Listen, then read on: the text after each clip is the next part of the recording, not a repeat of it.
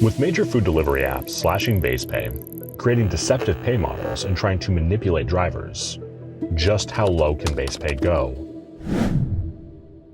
What's going on, everybody? I'm Zach Drives Fast with the RideShare Guy, and in this video, we're going to talk about the apps competing with each other in the race to the bottom, as well as talk about if the writing's on the wall. I want to make it clear, what's going to be discussed in this video is my own personal perspective, and while I don't want to fearmonger, I also don't want you caught off guard with another unexpected hit to your wallet. It's long been my assumption that we'll eventually see base pay as low as $1 per order on all apps. Let's see how close we're actually getting to that. I've been at this for a few years now, long enough that I've seen my expected weekly earnings cut nearly in half. And while there were a few outside factors in this, the apps themselves were the biggest culprit in ever decreasing pay. We've seen all of the major food delivery apps slash base pay a lot over the last few years. On DoorDash, a double could pay you as little as $2 in select markets. That's $1 per order. So, in some cases, we're already there on DoorDash. On Uber Eats, we're seeing single order base pays falling below $1 on some orders. I've seen orders with base pay as low as 16 cents. At that point, is that even base pay or is that just mileage? And don't get me started on Grubhub. They used to be my bread and butter. That was until they lowered the minimum pay per order from $9 to $4, at least in my market. And from a business perspective, why wouldn't they want to do that? They were the outlier with the higher base pay. At the time, Uber Eats and DoorDash were paying $3 per order. Meanwhile, Grubhub was at $9. Believe me, it's not a nice feeling to know that you can easily earn $1,200 a week on one app, to that same app being a complete afterthought. To summarize this part of the video, we're already seeing two of the three largest food delivery companies paying $1 per order or less some of the time. Now, I want you to stop and think about this for a moment. When was the last time that one of these companies raised our base pay? I'm not talking about peak pay, surges, or boosts. I'm talking about the bare minimum that an order will pay you if the customer doesn't tip. It just doesn't happen. We have a far better chance of winning the lottery and getting struck by lightning in the same day. Okay, maybe that's a little dramatic, but you do get my point. Being is that we're seeing two of the three largest players in the space paying $1 per order or less already.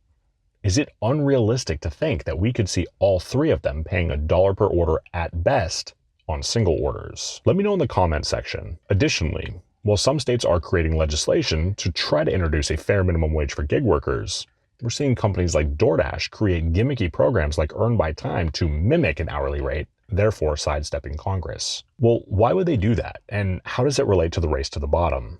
Again, this is just my own speculation, but my opinions are based off of years of being in it myself. Companies like DoorDash and Uber Eats do not want to be told that they need to treat their contractors like contractors.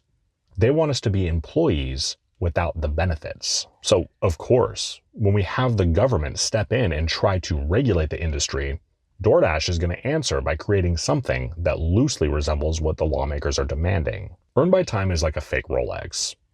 From a distance, it looks flashy and expensive, but in reality, it's almost worthless. When it comes to Earn by Time, if you don't think that DoorDash is going to end up with the better end of the deal, I can't help you. The more these companies keep lawmakers off of their backs, the more they think they can control drivers and therefore pay us less. I want you to think about platforms like eBay, Etsy, and Poshmark. Not only do the sellers pay a fee out of every sale that they get, but in some cases, they have to pay a monthly subscription for the privilege of selling there. What's to stop the gig apps from implementing a similar model? They sure rake the restaurants and the customers over the coals. We're the final link in that chain. As it is now, depending on what you sign up for, there's a pretty good chance that you could end up getting waitlisted. So there's clearly a demand for access to the apps. With that said, I don't think it's unrealistic to think that we could see these companies try to implement a pay-to-play model. This could be implemented in the form of a monthly fee or a percentage of each order we deliver. This would be yet another blow to our already diminishing take-home pay. It would increase the financial burden for drivers who are already footing the bill for expenses like gas, car maintenance, and insurance. Or getting lost on your way to your waiting place and accidentally ending up at your favorite brewery. That happens to everyone sometimes, right? Of course, the pay-to-play model is hypothetical, but let's talk about something that is currently happening. Recently, Uber Eats made some changes to their driver terms and conditions. This change gave them the ability to pay drivers one base pay despite delivering multiple orders. In plain English, that means that if we get a double or a triple, they can pay us one base pay only. Essentially, that means that on the second or third order, we're working for tips only. So what happens when the second or third customer doesn't tip? We're working for free. As I've stated in previous videos, we are not Meals on Wheels. At the end of the day, lowering our base pay essentially means that we're doing the same amount of work for less money. 25 cents per order might not sound like a lot, but it definitely adds up. Let's say that your base pay just went down by 25 cents. Say you drive 5 days a week and average about 10 orders every time you drive. You also drive every week of the year. That 25-cent reduction per order is going to cost you $650 per year. That's a new set of tires or your oil changes for the year. If that wasn't bad enough, both DoorDash and Uber Eats seem to be finding ways to pay us even less on doubles or even triples, further reducing how much we earn per year. We're not people to these companies. We're just a number. They don't know your name and they don't know my name. To them, we're just a dollar sign.